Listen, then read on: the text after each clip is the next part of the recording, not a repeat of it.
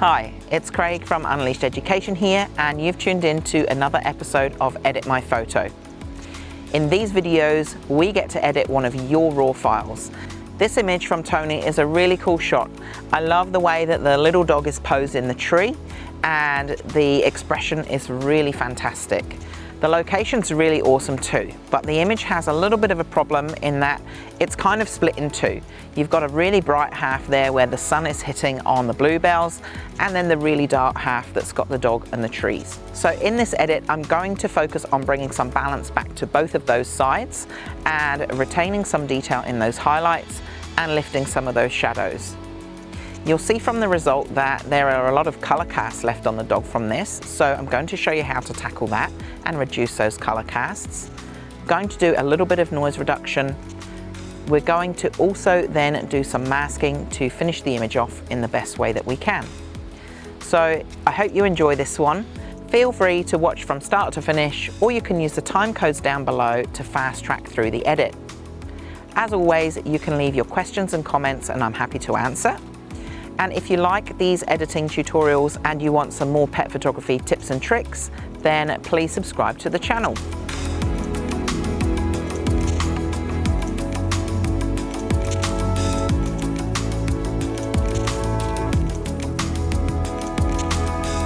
Alright, well here I am in Lightroom with Toni's image, and I think really this is an image literally of two halves. You have the half with the tree and the dog, which is really quite dark, and then you have this half here with the bluebells in the sunlight that is quite bright.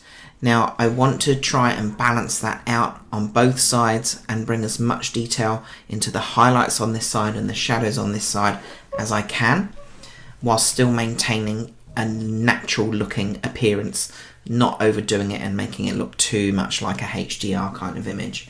So first thing I want to do is press J on my keyboard and check what I've got in terms of clipped areas. There is definitely some clipping going on here. These areas though are not clipped, so I should be able to get something back into these highlights here. And there's not really anything clipped in the shadows, which is great, so I can bring those up nice and easily. So let's lighten up the shadows first of all, and maybe even just the exposure, just a fraction, and let's take down the highlights.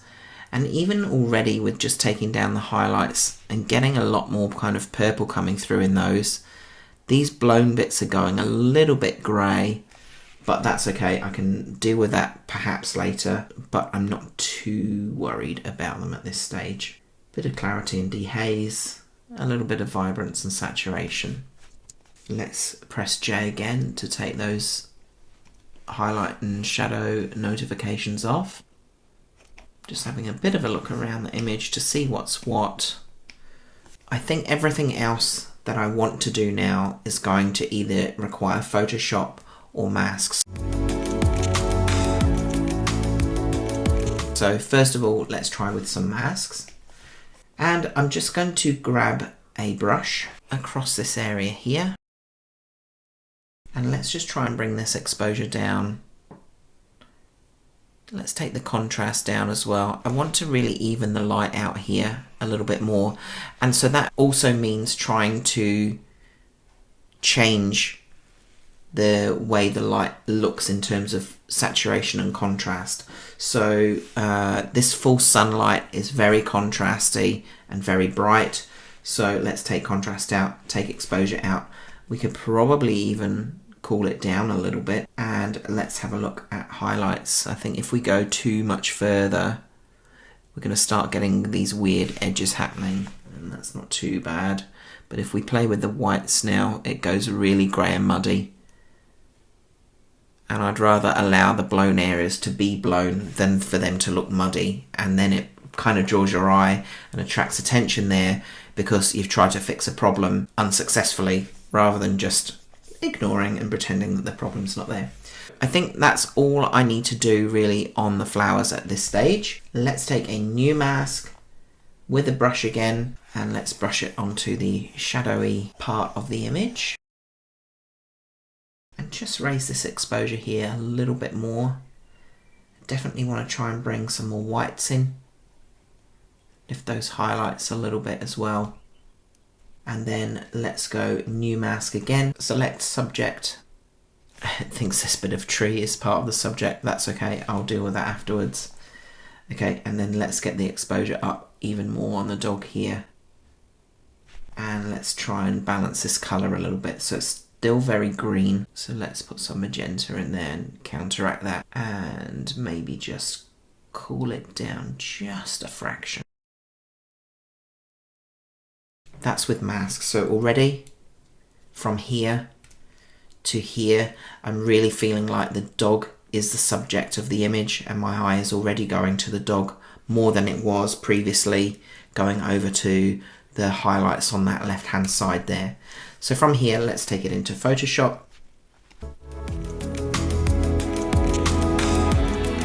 And so now really I want to remove distractions, probably deal with a little bit of noise that we've got from lifting up those shadows so much, and maybe try out one thing just to help with these brighter highlights as well. So distractions first, new layer. Let's grab the patch tool. I think that most of this kind of green here, that's definitely catching my eye, sitting up above all the rest. And I actually find this bit of highlight here and this bit of tree coming up through quite a distraction as well. So I'm going to take that out too.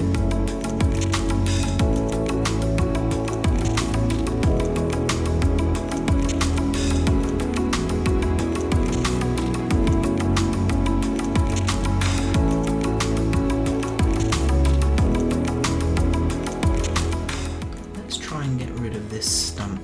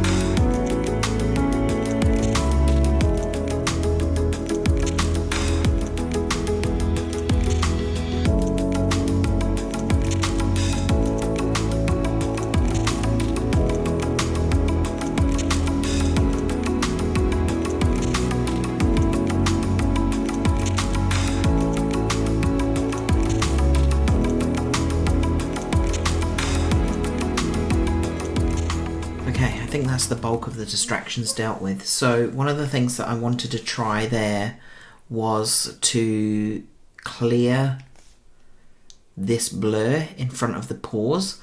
So as a general rule when I'm editing, if there's anything that kind of disjoints limbs fully, I always try and get rid of them. But of course when it's through a pore, it's not always easy to do, so sometimes it just isn't possible. But I think I've managed to do an okay job there with taking some parts from higher up the pore and the edge from one pore on the other as well. So I think that's worked okay. I've managed to get rid of that. I've gotten rid of a few distractions there. I'm looking at this now and thinking I probably should get rid of this extra piece of fern that's catching the light as well, because there's nothing else in this area that's that kind of bright, vibrant green. And that's probably okay. You always see more when you've stopped, so just as I see, there's a little bit of dust in the atmosphere catching the light and things here too. So what I want to do next really is just work a little bit more on the dog, and so I'll make a new adjustment layer with a curves adjustment and just lift that up a little bit more. Just going to zoom in on the eyes here. Just want to try and get a little bit more light into this eye on the right hand side, the dog's left eye. Click that, Command and I will invert that mask, and now I can use a brush with white selected to lift that exposure up in the eye there a little bit more, just evening those out. And I think that's pretty good. Then we will do a couple more adjustments here. I'm going to flatten the image now And then I'm going to run my No More Tears action with a white brush. I'm just going to brush it around. Some of the areas there are a little green. I'll take that back off of the nose and back off of his tongue. And then I can reduce the layer opacity. I don't want to eliminate these colour casts, I do just want to reduce them. This dog is on a mossy tree in a forest in the shade. You expect this white fur to pick up colour, so just eliminating the worst of it. Now I do think if I do make another adjustment layer with hue and saturation, I can probably desaturate those yellows a little bit more as well. Click on the mask, invert that, and I can brush on those worst affected areas. Now this desaturation is too much again. So these areas where I've brushed here versus around the edges, very, very grey. I don't want them just to be desaturated and grey. I do still want some colour present there. I just want to take the edge of the worst of it off. Then I'll just run my glitter eyes action. This just gives some pop and sparkle to the eyes. And same thing again, you know, this has gotten way too bright and contrasty and fake looking now. So we just use layer opacity just to bring that back down, to enhance but not overdo it. So that's all of those adjustments done. Okay, now the final things I want to do in here is just give it some noise reduction. So Command and J for a new layer, I'll go up to Filter and I will go to Topaz and denoise in Topaz. Topaz is incredible for noise reduction and sharpening. We can look at multiple algorithms of noise reduction at once with this comparison view selected. So here I have a standard, clear, low light and severe noise. And the way that I use this is Topaz has got these defaults for each one. I don't change these defaults really ever. I use this on a new layer and control the amount of noise reduction I want to do with layer opacity when I come out of these adjustments. So really here I just decide which one I think looks the best, and because it is quite noisy, I think looking at them, probably low light here is our best one. So let's apply that. And like I said, we have it on a separate layer now, so if I turn that off, probably here's probably a good spot. You can see how that's affected the image and it's taken all of that grain out. I'm very much of the opinion that some grain is good, so usually I will reduce that by at least a few percent, if not a little bit more if I need to. But I think given that this was quite noisy, we'll leave it kind of around the 90 there. There is just one other thing that I'm noticing from my cloning and patching earlier. It's just giving us a little bit of weird stuff happening here. So let's fix that. And while I'm here, I'll probably just take this out as well. Okay, and I think that's it for my Photoshop adjustments. Let me flatten this, save it, and apply some finishing touches back in Lightroom. So here I just want to do a little bit more painting with light just to shape where the eye is going in the frame a little bit more. And to do that I'll use masks and a linear gradient. I'm going to take one up on the diagonal here, subtract the subject and just take the exposure down on that side there. And then a new mask with a radial gradient. I'm going to kind of take it over this a little bit. I'll subtract the subject again, just lighten it a little bit. I will press O to bring up that mask, and now I will subtract brush. Thinking about how the light is falling, let's take it off of this side of the tree. And then one more radial gradient over the whole thing. Let's just angle it slightly invert that, and let's just give the whole thing a little bit more of a vignette just to finish it off. Let's take a quick look at some befores and afters.